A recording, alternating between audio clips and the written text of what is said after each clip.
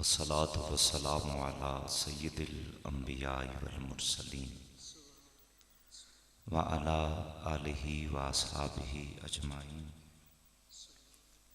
अम्मा बाद फ़ौज़ु बिल्लाहि मिनश शैतानिर रजीम। बिस्मिल्लाहिर रहमानिर रहीम।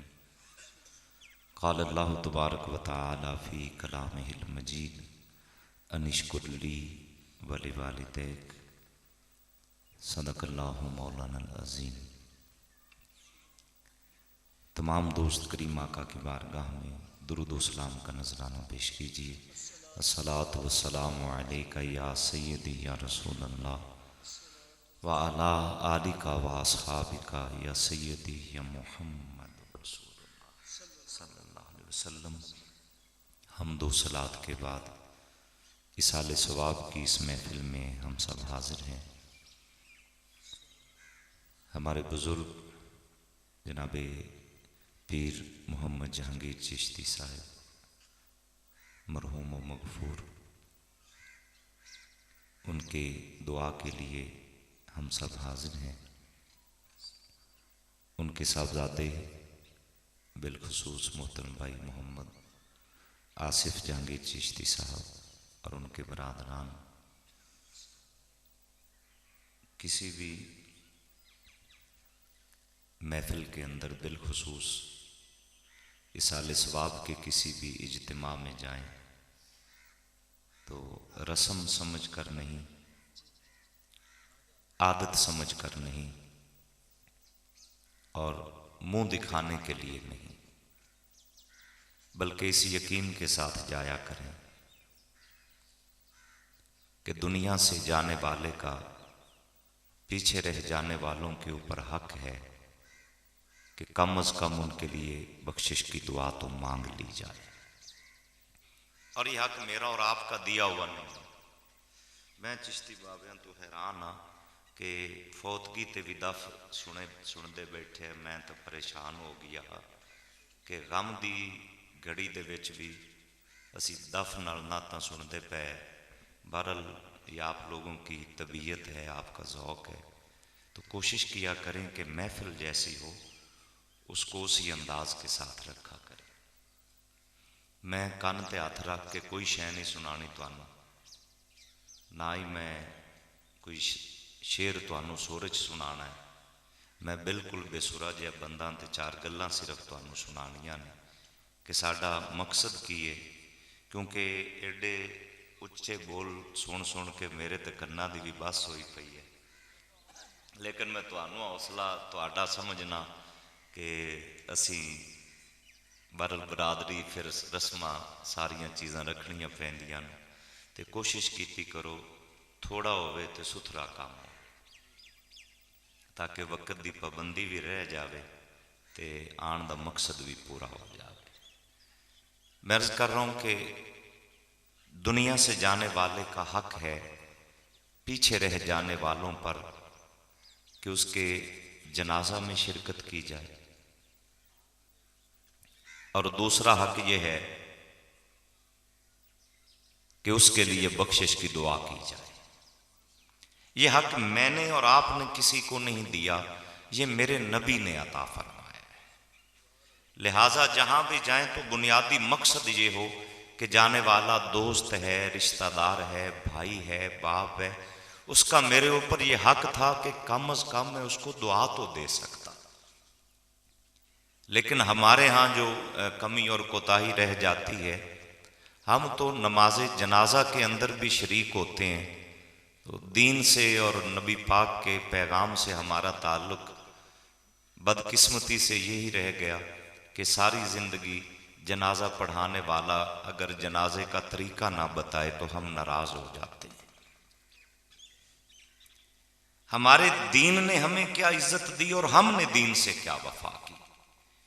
देखिए दुनिया के तरक्की याफ्ता मुल्कों से भी, जिनको हम आज रोल मॉडल अपना समझते हैं, वहाँ भी लोग मरते हैं और मुस्तफ़ा का उम्मती भी दुनिया से जाता है।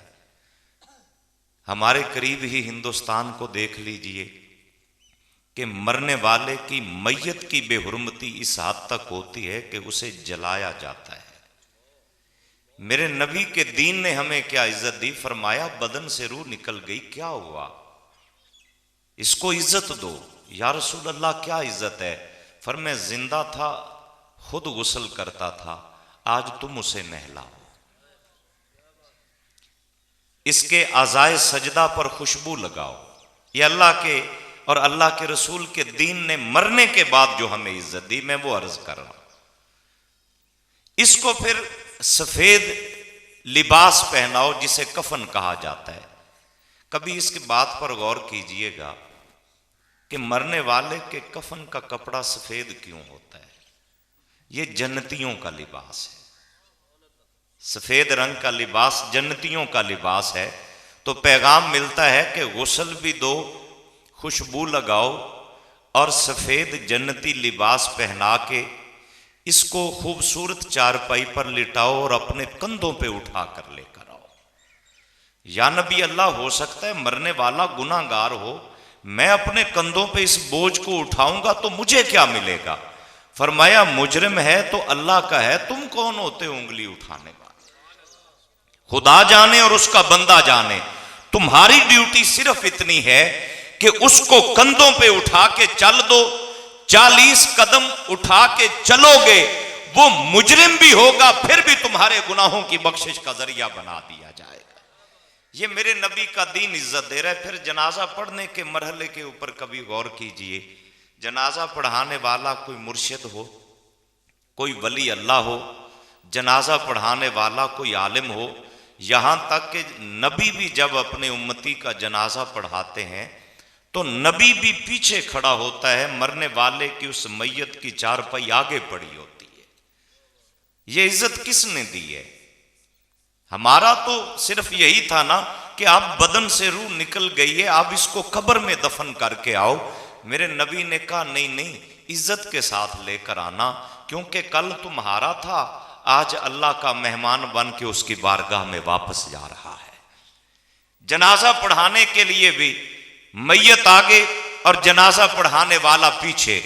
या अल्लाह, जिंदा था तो कहता था पीछे इस इमाम के, मर गया तो अब इमाम भी पीछे कर दिया। फरमाया कल तुम्हारा था, आज मेरा बन के आ रहा है, मैं इज्जतें अता फरमा रहा हूं। उसी मरने वाले को जब कब्र के अंदर उतारा, हम वफाओं और मोहब्बतों के लाख रिश्ते लेकर चलें, लेकिन जितना प्यार मेरे नबी ने हमें दिया है इतना कोई नहीं दे सकता हमें। बड़ी मोहब्बत का रिश्ता था बाप का, पर बेटे के पास इसके अलावा कोई चारा ना रहा कि वो भी अपने हाथों में मट्टी लेता है और अपने बाप की कब्र के ऊपर वो मट्टी डाल रहा है। आंख से गिरते हुए आंसू मोहब्बत की दास्तान तो सुनाते हैं, पर फिर भी वो रस्म अदा कर रहा है। दोस्त भी मट्टी डाल रहे हैं, भाई भी मट्टी डाल रहे हैं। जब हम मट्टी डाल के वापस पलटते हैं, ये गम की घड़ी में मैं आपको उम्मीद की एक बात अर्ज करने लगा हूं। जब सारे मट्टी डाल के हम वापस लौट आते हैं तो हमारे पाँव में पहने हुए जूते की आवाज और आहट कब्र वाला सुनता है। वो हमें पुकारता है, हम उसकी बात सुन नहीं पाते। वो कहता है मेरे बेटे, आज तू भी मुझे तन्हा छोड़ के जा रहा है। मेरे बेटे, मैं तड़पता था, मुझे तकलीफ होती थी, तुझे रात को नींद नहीं आती थी। मेरे भाई, आज तू भी मुझे कब्र की तन्हाई में अकेला छोड़ के जा रहा है। जब सारे दोस्त, रिश्तेदार, बहन, भाई, औलाद भी कब्र के अंदर उतार के वापस पलटती है, वो सदा देता है कि यार कोई तो रुक जाता, कोई तो चंद लम्हे ठहर जाता। और यहां मैं सही मुस्लिम की हदीस के हवाले से ये बात भी अर्ज करना चाहूंगा, कब्र में दफन करके फौरन वापस ना पलटा करो, कुछ अहले मोहब्बत थोड़ी देर के लिए बैठ जाया करो। मेरे नबी फरमाते हैं कि कम अज कम इतनी देर तो कब्र के पास बैठा करो जितनी देर एक ऊंट को ज़िबा करके उसका गोश्त तकसीम करने में लगती है, उतनी देर तो मरने वाले के पास कब्र पे बैठ जाया करो। वो तन्हाई है, तड़पता है, बेकरार होता है कि सारे आए थे यहां तक और यहां तन्हा छोड़ के चले गए। मोहम्मद बूटा गुजराती ने बड़ी खूबसूरत बात लिखी थी। उसने कहा था कि जिहड़े आखदे सन मरांगे नाल तेरे, अज उन्हां भी बाजियां हारियां नी। जिहड़े तरसदे सन दीद लई दिने राती, अज उन्हां भी बारियां मारियां नी। जदों चमन विच खिजाने पर खोले, पंछी उड़ गए मार उडारियां नी। मुहम्मद बूटिया जग सारा ही झूठा, सचियां सोने मुहम्मद दियां यारियां नी। ये दुनिया के अंदर जितने भी मोहब्बत के रिश्ते देखें, मेरी कोशिश होगी कि कोई ऐसा दोस्त भी जिंदगी में मेरा होना चाहिए कि थाने कचहरी में जो मेरे काम आ सके। कोई ऐसा दोस्त भी हो कि मैं माली मुश्किल के अंदर हूं तो माली मुश्किल के अंदर वो मेरा आसरा और सहारा बन जाए। हम हर किस्म का दोस्त अपने पास रखते हैं। किसी से झगड़ा हो जाए तो कोई ऐसी दोस्ती भी हो जो वहां काम आ जाए।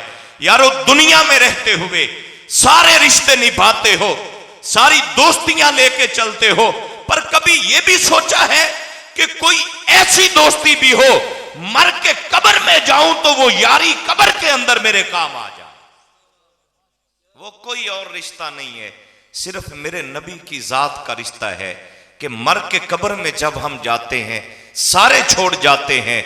एक रिश्ता है, बंदा जब कब्र में घबराता है, बेचैन होता है, बेकरार होता है, उधर सोने मोहम्मद के चेहरे से पर्दा हटा दिया जाता है। आका मुस्कुरा के कहते हैं, आने वाले गम ना कर, जिसे सारे छोड़ जाए सोना मोहम्मद सीने लगाने के लिए आ जाता है।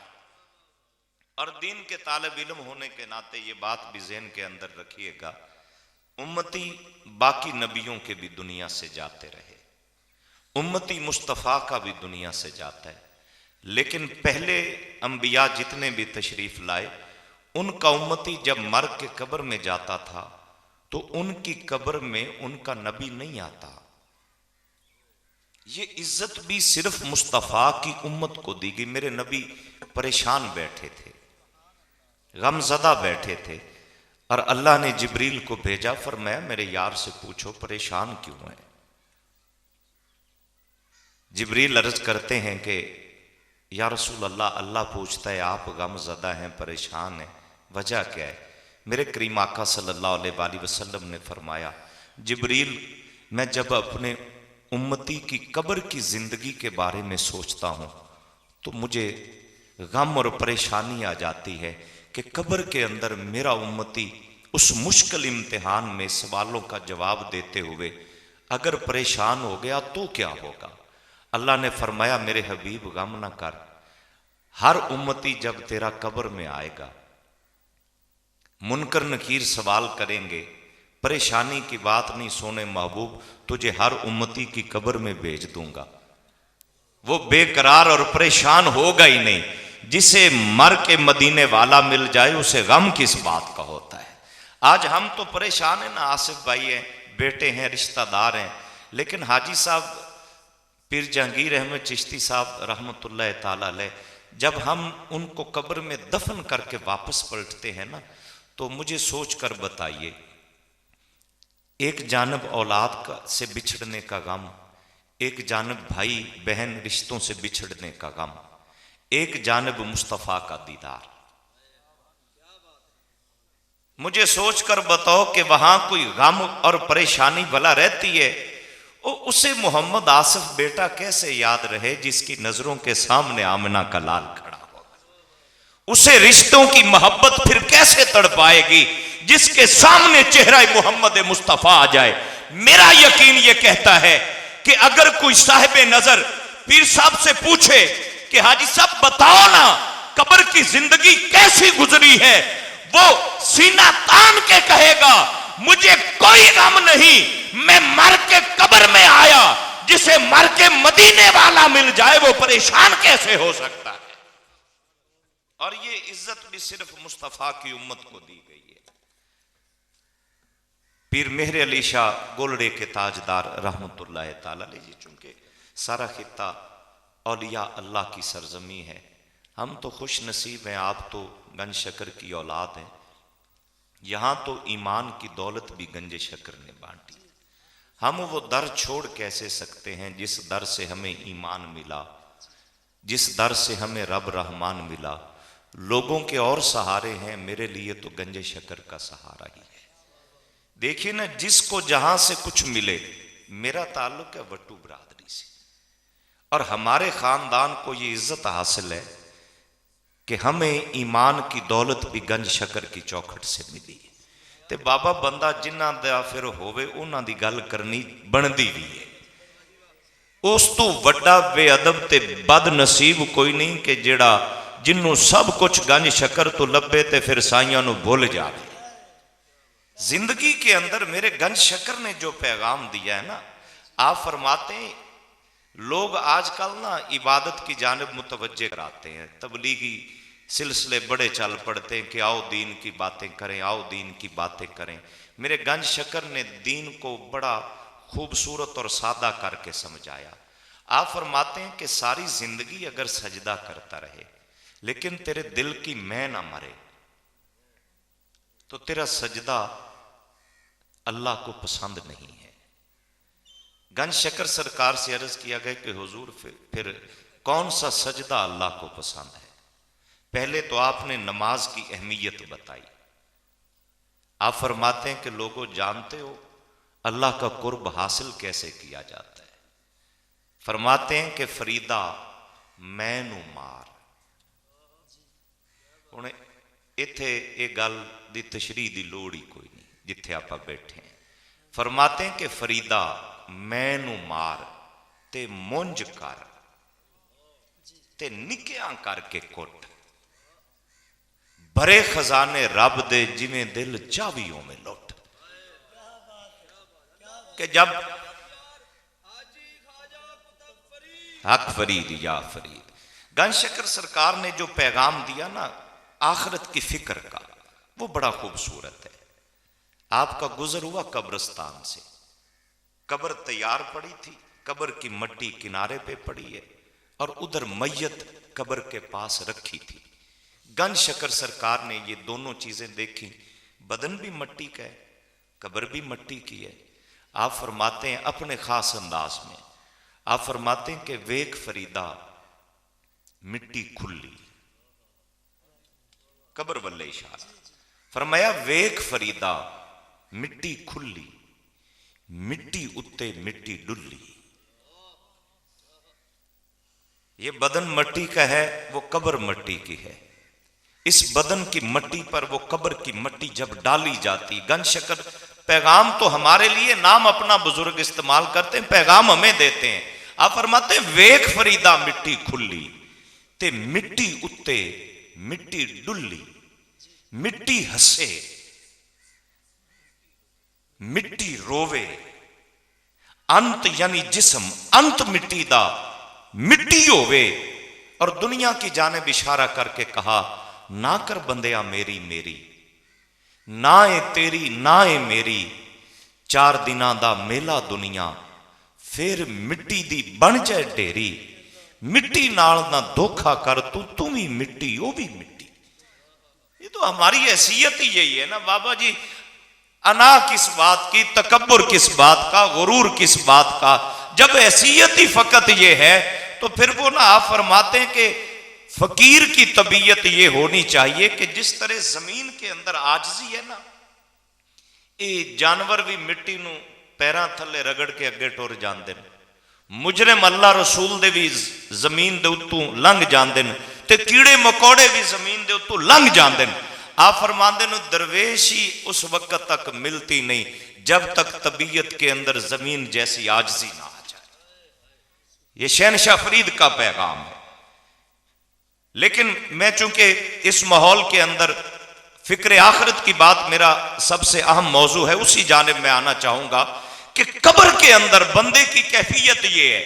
और हजरत पीर मेरे अली शाह गोलड़े के ताजदार ने लिखा, आप फरमाते हैं ये पता है कब्र में मुस्तफा का दीदार अल्लाह करवाता क्यों है, इसकी जरूरत क्या है? आप फरमाते हैं वजह इसकी ये है कि मुनकर नकीर का लहजा होता है बड़ा सख्त, शक्ल है डरावनी। जब वो बंदे के पास कब्र में आते हैं तो नीचे वाले दांत यूं जमीन में घसीटते हुए आते हैं जैसे किसान खेत के अंदर हल चलाता है। उनकी आंखें नीली, लहजा सख्त, परेशान वो जब उम्मती को करता है तो अब जरूरत पेश आई, वो बंदा सख्त उस्ताद के सामने सवाल याद करके जावे ना जी, तो जेडे स्कूलों मेरे वर्गे परेशान होके फिर बच जाते मुड़ाते उस्ताद जी याद बड़ा करिंदा है पर जदों तुहाडे कोल आने सानू हर शय भुल जाती है। सख्त उस्ताद के सामने सवाल का जवाब आता भी हो तो बंदा परेशान हो जाता है।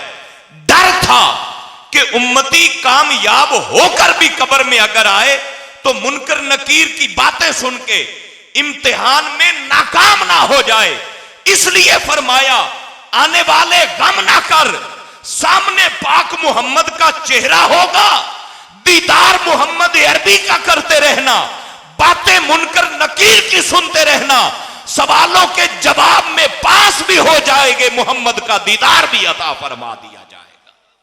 ये इज्जत इसलिए अता फरमाई मेरे करीम आका सल्लल्लाहु अलैहि वसल्लम के गुलामों, बिलखुसूस ये माँ बाप की जो नेमत है और बिलखुसूस इसके अंदर जो बाप का रुतबा है, जन्नत है मेरी माँ के कदमों के नीचे, इसमें कोई दूसरी राय नहीं है। लेकिन मेरी माँ को भी जन्नत तब तक नहीं मिलेगी जब तक वो अपने खामंद और मेरे बाप की फर्मा बरदार ना हो जाए। दीन को कुछ इस अंदाज में भी समझने की जरूरत है। मेरी मां को भी तब तक जन्नत नहीं मिलेगी जब तक वो मेरे बाप और अपने खामंद की फर्मा बरदार ना हो जाएगी। हमारे यहां माओं का तकद्दुस, उनका एहतराम मैं कहता हूं हर हाल में रखो, लेकिन जानते हो बाप का रुतबा क्या है? मेरे पाक नबी ने फरमाया अगर चाहते हो कि तुम्हारा रब तुमसे राजी हो जाए तो फिर अपने बाप को राजी कर लो। रिदर रब्बे फिर इदल वालिद, अल्लाह को राजी करना चाहते हो तो कहीं और ना जाओ, घर में आ जाओ, अपने वालिद को राजी कर लो। तेरा बाप तुझसे राजी हो गया तो तेरा रब तुझसे राजी है। अगर बाप तुझसे नाराज हो गया और तू 5 वक्त का नमाजी भी हो तो अल्लाह तुझसे कभी राजी नहीं होगा। और दूसरी अहम बात बड़ी जरूरी है, मेरी कोशिश होती है मेरा मुर्शिद मेरे घर में आए मैं उसके हाथ चूमूं, मेरा मुर्शिद घर में आए मैं उसकी खिदमत करूं, उसके पांव दबाऊं। याद रखिए मेरे घर के अंदर मेरा पहला मुर्शिद मेरा बाप है। अगर अपने पीरो मुर्शिद के हाथ चूमते हुए इज्जत महसूस करते हो तो कभी अपने वालिद का हाथ चूमना, बड़ी इज्जतें मिलेंगी। ये असल मुर्शिद है, ये वो मुर्शिद है कि जिसके चेहरे पे नजर पड़े तो हज मकबूल का सवाब मिलता है। कभी माँ बाप को इस पहलू से भी और इस अंदाज से भी देखिएगा, मेरे माँ बाप मेरे वो मुर्शिद हैं जिनके चेहरे पे मेरी नजर पड़े तो मुझे हज मकबूल का सवाब मिलता है। ये मेरा वो मुर्शिद है जो मेरे लिए दुआ कर दे तो अल्लाह उस दुआ को रद्द नहीं करता, उस दुआ पर कबूलियत की मोहर मोहम्मद अरबी ने खुद लगाई हुई है। हम पता नहीं किस परेशानी के अंदर फिर रहे हैं और किस गलत फहमी के अंदर हैं। देखिए मैंने जितने मर्जी खूबसूरत कपड़े पहने हो, मेरे नबी फरमाते हैं जब तेरा बाप काम काज करके थक हार के घर आए, बिस्तर पे पड़ा है, सर्दी का मौसम है, गर्मी का मौसम है, तेरा बाप इतना थका हुआ था कि उसके पांव के ऊपर लगी हुई मट्टी भी वो साफ ना कर सका और उन्हीं मट्टी वाले पांव से वो बिस्तर पे आ गया। तो अब अगर देखिए मैं एक आलिम दीन हूं, ये मेरे चेहरे पे सुन्नत रसूल है। अगर मैं बाप के पांव पर लगी हुई मट्टी अपनी दाढ़ी के बालों से भी साफ करूं तो फिर भी उनकी मोहब्बत का हक अदा नहीं किया मैंने।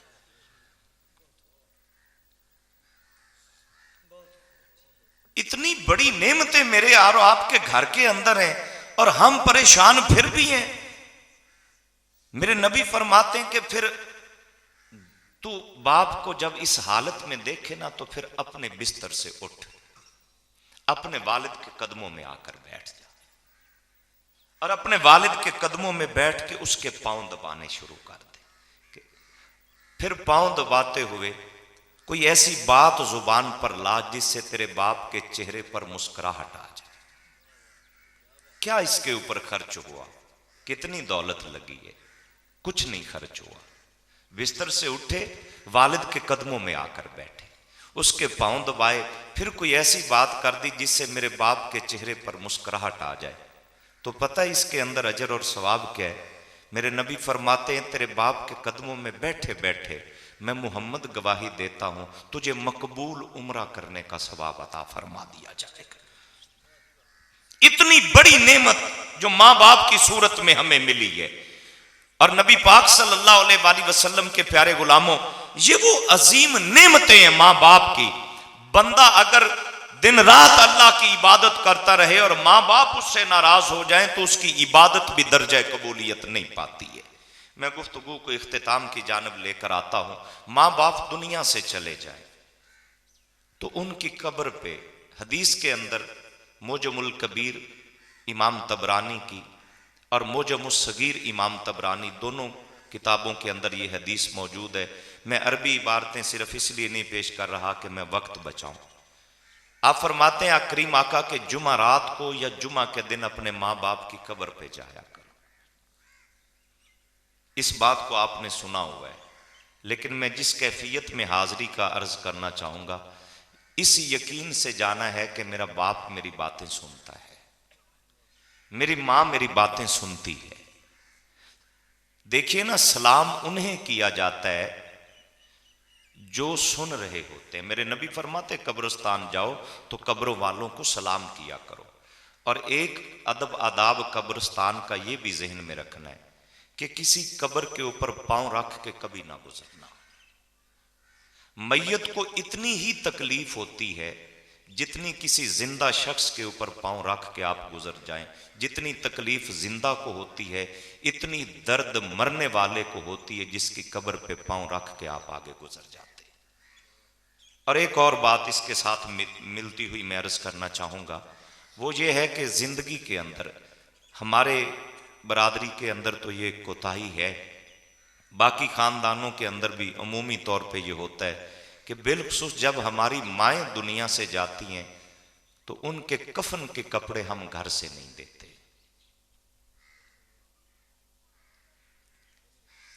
आपा ने जी साडा मामू वो कफन दे कपड़ा देवेगा। याद रखना, मेरी मां के और मेरे बाप के कफन का हक उस घर में के माले विरासत से है जिस घर के अंदर उनकी जिंदगी गुजरी है। हम मोहब्बत का बस सिर्फ यही अंदाज देख रहे कि नहीं जी साडे मामू ने उन्हें आख्या जी कफन साड़ी मां दे पेके आने ही लैके आएंगे। यार उस मां से और सारी जिंदगी की कमाई से, कुरान पता है क्या कहता है, ला तनसा नसीबा का मिनत दुनिया। बंदे दुनिया में जो तेरा हिस्सा है ना, सारी उम्र की कमाई का, उसे ना भूलना। अर्ज की कि या रसूल अल्लाह, पूरी दुनिया की कमाई से मेरा हिस्सा है क्या? फरमाया, कफन के 3 कपड़े सारी उम्र की कमाई से तेरा हिस्सा है जो तू दुनिया के माल से लेकर जाएगा। हमने तो अपनी मां को वो कफन का कपड़ा भी ना दिया।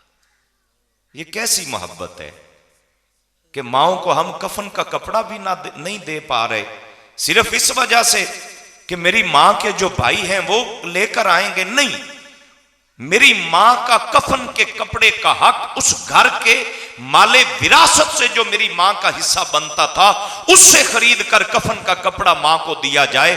ये कफन औरों से ना लिया करो। अगर हमारे मामू कुछ मोहब्बत करना चाहते हैं, उनसे कहो सदका और खैरात कर दे, कफन मां को घर से दिया करो। यही तो उसके लिए इज्जत थी, बाप के लिए, मां के लिए। हमने तो वो कफन का कपड़ा भी उन्हें ना दिया यार। तो मोहब्बत के रिश्तों को फिर मोहब्बत के रंग में रख के चला करो। जो हो चुका सो हो चुका। आइंदा इन चीजों के ऊपर खुसूसी गौर फिक्र कीजिएगा, लड़के नहीं, मोहब्बत के अंदाज में, ताकि रिश्ते भी बरकरार रह जाएं और मोहब्बतों के ताल्लुक भी जारी रहें और मां बाप से मरते हुए वफा का ये अंदाज भी बाकी रह जाए। मैं अर्ज कर रहा हूं, कब्रिस्तान जब जाओ ना, हदीस पाक के अंदर जियारत के अल्फाज हैं। जिस तरह हम बाबा साहब जाते हैं ना तो बाबा साहब के रोजे की जियारत है, इसी तरह कच्ची कब्र मेरी मां की, कच्ची कब्र मेरे बाप की मेरे लिए जियारत का दर्जा रखती है। और उनकी कब्र के लिए जियारत का लफ्ज मेरे नबी ने इस्तेमाल किया है, मन ज़ारा कब्र आबा वह है। और आहदे ही माँ, हुजूर फरमाते माँ बाप दोनों चले जाएं, दोनों में से कोई एक दुनिया से चला गया और तुम उनकी कब्र की जियारत के लिए जुमा रात या जुमा को जाया करो, या रसूल अल्लाह मिलेगा क्या? कच्ची कब्र वेख के मिट्टी नाल अखा ते इस मंजर नाल या नबी अल्लाह औलाद नू की मिलेगा? मेरे पाक रसूल फरमाते हैं जब तुम घर से निकले अपने बाप की कब्र की मट्टी देखी, पहली नजर जब उस कब्र की कच्ची मट्टी पर पड़ेगी तो उस पहली नजर की बरकत से अल्लाह हमारे गुनाह माफ फरमा देता है। अब मुझे सोचकर बताओ कि मेरे मां बाप की कब्र की मट्टी की जियारत मेरे गुनाहों की बख्शिश का जरिया बन रही है, मुझे और क्या चाहिए? बदनसीबी नहीं होगी कि हम जीते जी उनकी जियारत को ना जा सकें और अपने गुनाह ना बख्शवा सकें। आखिरी बात, गुफ्तगू इख्तिताम की जानिब, दुनिया की कोई मुश्किल आ जाए, यह बुखारी और मुस्लिम दोनों अहदीस का निचोड़ और खुलासा है। दुनिया की कोई मुश्किल आ जाए, मुश्किल इतनी बड़ी हो कि मौत जैसी भी कोई मुश्किल आ जाए, तो चुप करके अपने मां बाप की कब्र पे जाके दुआ मांगो, मुश्किल टल जाएगी।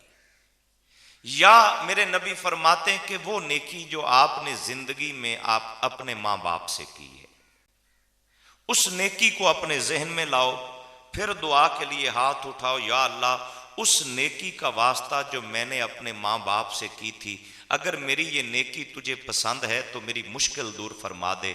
मेरे नबी फरमाते मां बाप से की जाने वाली उस नेकी की वजह से अल्लाह तुम्हारी दुनिया की हर मुश्किल दूर फरमा देता है। इसके ऊपर हजरत निजामुद्दीन औलिया की वालदा का वाक़या है। आप फरमाते हैं ख्वाजा निजामुद्दीन औलिया बाबा साहब के महबूब खलीफा, 7 बादशाहों का दौर देखा है, ये साढ़े पीर बड़े तगड़े सन। बादशाह 7 गुजरे हैं आपकी जिंदगी में, वो तरसते थे कि बाबा फरीद का खादिम निजामुद्दीन औलिया एक बार मुलाकात की इजाजत दे दे। आपने फरमाया मेरे पास वक्त नहीं है। उन्होंने कहा हम बादशाह बगैर वक्त लिए भी मिलना चाहें तो शरीयत इजाजत देती है। आपने फरमाया फकीर की खानकाह के 2 दरवाजे हैं, तो एक दरवाजे से आएगा, मैं दूसरे दरवाजे से निकल के पाक पतन चला जाऊंगा। ये दरवेशों की शान थी, ये बादशाहों के दरवाजे पे नहीं खड़े होते थे, बादशाह इनकी चौखट पे सवाली बन के खड़े होते थे। हजरत ख्वाजा निजामुद्दीन औलिया की मां जब बिछड़ी ना दुनिया से, तहज्जुद का वक्त था, बाप बचपन में दुनिया से चले गए थे। मां ने ना हाथ पकड़ा, मुसल्ले पे बेटा भी बैठा है, मां भी बैठी, कितना हसीन वक्त था। मां ने कहा बेटे आज तेरी मां तुझसे बिछड़ने लगी है। ख्वाजा निजाम ने कहा कि अम्मी जान एक तेरा सहारा था, आज तू भी छोड़ के जा रही है। मुख्तसरन मां ने जाते हुए कहा बेटा परेशान न होना, कोई मुश्किल आ जाए मेरी कब्र पे आ जाना। वक्त गुजरा, बादशाह वक्त से टक्कर हो गई। बादशाह ने कहा कि इस फकीर की खानकाह पे रश लगा रहता है, मेरे महल में लोग कम आते हैं, इसको दिल्ली से भगाओ। आपने चुप करके, फकीर का हौसला भी होता है, दरवेशों का हौसला होता है। फिर उसने कहा अच्छा इसके जुमे पे रश बड़ा होता है। उसने कहा निजामुद्दीन की खानकाह पे अगला जुमा अगर ये पढ़ाएगा मैं इसकी गर्दन उतार दूंगा। लोग समझाने के लिए आ गए, हमारी तबीयतें भी ऐसी होती हैं, जालिम को समझाने के लिए कम लोग उठते हैं, मजलूम को समझाने के लिए ज्यादा उठते हैं। पिंड दा वड्डा होवेगा, वो आखेगा तू जानदी कर मियाँ, कोई गल नहीं, ते उनदे नाल तू लड़ नहीं सकना, तू ही जानदी कर। जालिम के खिलाफ नहीं उठते, मजलूम को, माड़े बंदे नू समझाण सारे टुर पैणगे। इमाम हुसैन का नाम भी लेंगे और तबीयत के अंदर हुसैनियत नहीं आई। हुसैनियत वक्त के जालिम के सामने खड़ा होने का नाम था। लेकिन हमने क्या किया, हमने कहा नहीं नहीं वो वड्डा बंदा है, बादशाह, उनके नाल लड़ के असी की लेना। लोग समझाने के लिए अमीर खिसरो जैसे अजीम मुरीद भी आ गए। उन्हें आख्या बाबा जी तुसी जानदी करो, बादशाह सख्त बंदा है ते उनके नाल लड़ाई जचदी नहीं। ख्वाजा निजामुद्दीन औलिया ने कहा, उन्होंने कहा अमीर खिसरो तू भी इस बात पे आ गया है। जुमेरात को आप निकलते हैं अपनी कब्र से, जुमेरात को आप अपनी घर से निकलते हैं, मां की कब्र पे चले जाते हैं। मां को सलाम कहा, अंदर से जवाब ना मिला, बातें करते रहे, मां ने जवाब ना दिया। नाराज हो के रूठ के मां की कब्र से उठने लगे, कहा अम्मा अगर बातें सुननी नहीं थी तो मुझसे वादा क्यों किया था। मां की कब्र से सदाई, बेटा निजाम पहले मां के सीने तो लग जा। कब्र से मां ने सदा दी और कहा जा आराम से सो जा, या जुमे के दिन का सूरज नहीं निकलेगा या बादशाह नहीं बचेगा, ये तेरी मां का कब्र में पड़ी मां का वादा है। जुमे का दिन जब आता है, सूरज निकल आया, लोग परेशान के निजामुद्दीन औलिया की मौत का वक्त करीब आ रहा है, आप मुतमईन। लोगों ने कहा हजरत मौत का खौफ नहीं है। फरमाया मुझे मौत का क्या डर, मेरी मां ने जो कुछ कहा है झूठ कभी नहीं बोला, उसका यह वादा भी अल्लाह सच्चा फरमाएगा। चंद लम्हों के बाद पता चला कि बादशाह ऊपर वाली मंजिल से नीचे गिरा है और मर गया है। और आप दौड़े मां की कब्र पे पहुंच के मां को सलाम करके कहा, मां तेरे वादे कितने सच्चे हैं, तू कब्र में भी पड़ी औलाद के लिए दुआ करे तो अल्लाह उसे रद्द नहीं करता।